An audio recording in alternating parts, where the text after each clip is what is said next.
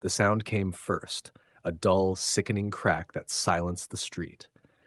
My daughter, Tina, just 8 years old, toppled sideways off her pink bicycle, helmet scraping asphalt, blood trickling down her tiny temple. Neighbors screamed. Paul dropped his shovel and sprinted across his garden. The man who swung the bat didn't even flinch. He puffed his chest, scribbling something on a clipboard, and declared with hollow authority, HOA rules must be obeyed. That man's name was James Carter, and that moment was the beginning of his downfall. Before I go further, welcome to Voices Unchained. If you believe in stories that expose injustice and bring truth to light, take a moment to like this video, subscribe, and comment your location. We'd love to see how far these stories travel. Rewind. For a few days before the attack, I had noticed him around the neighborhood. Vest with HOA cop stitched across it, clipboard always in hand, and the kind of smugness that pretends to be official. From a distance, maybe he looked the part. But up close, no marked vehicle, the vest cheap and fraying, his posture not of someone with real authority. Later, I'd learned the truth. James wasn't on the HOA board, wasn't law enforcement, wasn't anything but a bitter fraud who had taken it upon himself to police families, especially black families. I'm Victor Robinson. On that Tuesday afternoon, I was at the grocery store, just another dad doing errands.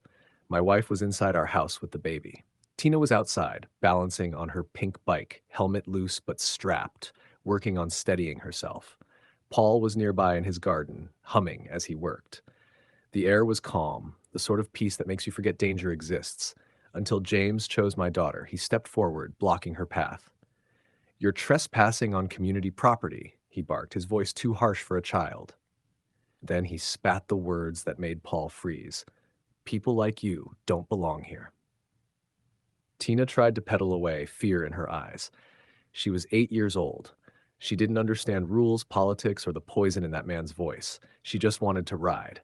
But James advanced, yanking a bat from a nearby driveway, and with a single swing, he struck her. I saw the paramedics before I saw my daughter. They screamed past me as I drove home, and my phone buzzed with Paul's frantic voice. "Vic, get here now. It's Tina. He hit her." My truck skidded into the street, gravel spitting under my tires. Neighbors crowded the cul-de-sac. The paramedics were lifting Tina onto a stretcher, her hand so small, dangling like a thread. I was on my knees in an instant, grabbing that hand, whispering, "Daddy's here, baby. You're gonna be okay." Then I stood, and the man who had hit my daughter, James Carter, was still standing there, puffed up with that clipboard and bat like he'd done nothing wrong. "I was acting under HOA authority," he snapped. "That child was breaking the rules." But what he didn't realize was simple. I wasn't just Tina's dad. I was Detective Victor Robinson of the County Sheriff's Department, and the man who had just assaulted my little girl had no idea who he was dealing with. I told him to drop the bat. He refused. I tore it from his hands and slammed him against my truck. The neighbors gasped, phones up, recording every second. "You laid hands on my daughter," I told him. "You think some vest and clipboard make you the law? You're nothing but a criminal." His bravado cracked. He stammered about rights, about being with the HOA. That's when I said to him, low and cold, "I could beat the life out of you for what you just did to my own flesh and blood, but I'm not that kind of man anymore." Then I showed him my badge. His face drained of color. The crowd closed in. My deputies, alerted by dispatch, had already arrived. I gave the order, "Take him away." James screamed as the cuffs locked around his wrists. "I'm with the HOA. You can't do this. I have rights." I answered cold, "The only right you have now is to remain silent." That was the spark that pulled the neighborhood together. For months, James had been harassing families, especially black ones, trespassing on lawns, handing out fake fines, cornering children, threatening people with his authority. Now, neighbors stepped forward with stories, video clips, written citations he had left in their mail. The HOA board itself denied him outright. "We do not know him. He is not authorized." I gathered it all, not as a father, but as a detective. Evidence package for the DA, Exhibit A, video of Tina being struck, time-stamped from a neighbor's door cam. Exhibit B, Paul's eyewitness statement and his garden cam footage.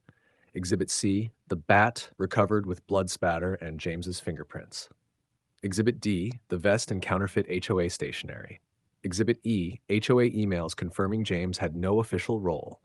Exhibit G, paramedic and hospital reports of Tina's injuries.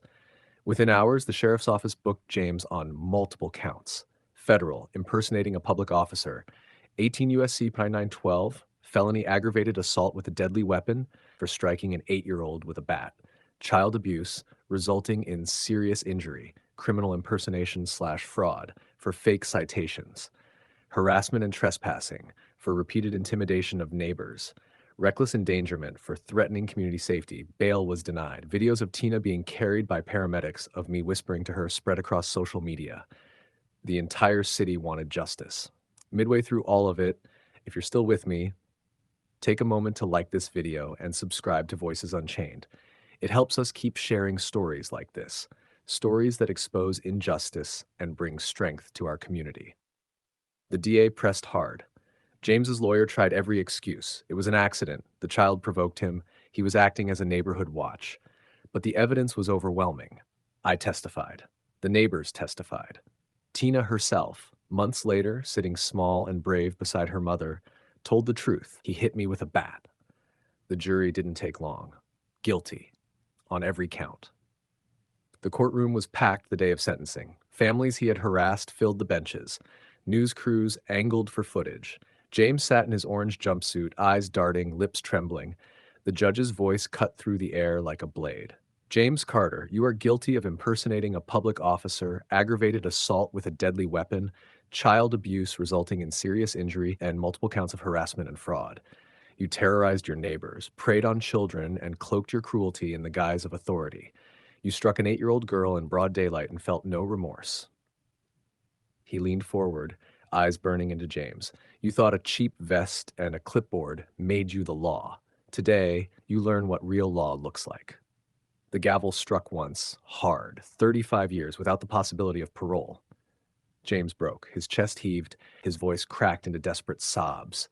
Please, it was an accident. I didn't mean. The judge's voice thundered over him. Enough. You will serve every day of that sentence.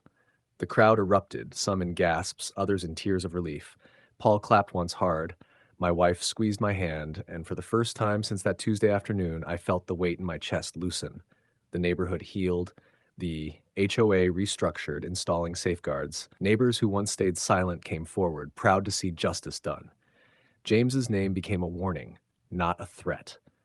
And Tina, my little girl, made a full recovery. Months later, she was back on her pink bike, helmet buckled tight, circling the cul-de-sac with the same laughter as before. This time, nothing could stop her. So remember this: prejudice, arrogance, and false authority have consequences. The people you look down on today might be the ones who stand against you tomorrow, with truth, with community, and with the law. If this story struck you, don't leave without liking the video, subscribing to Voices Unchained, and dropping a comment with where you're watching from. Let's make sure stories like this travel far, and frauds like James Carter never get the chance to hide in plain sight.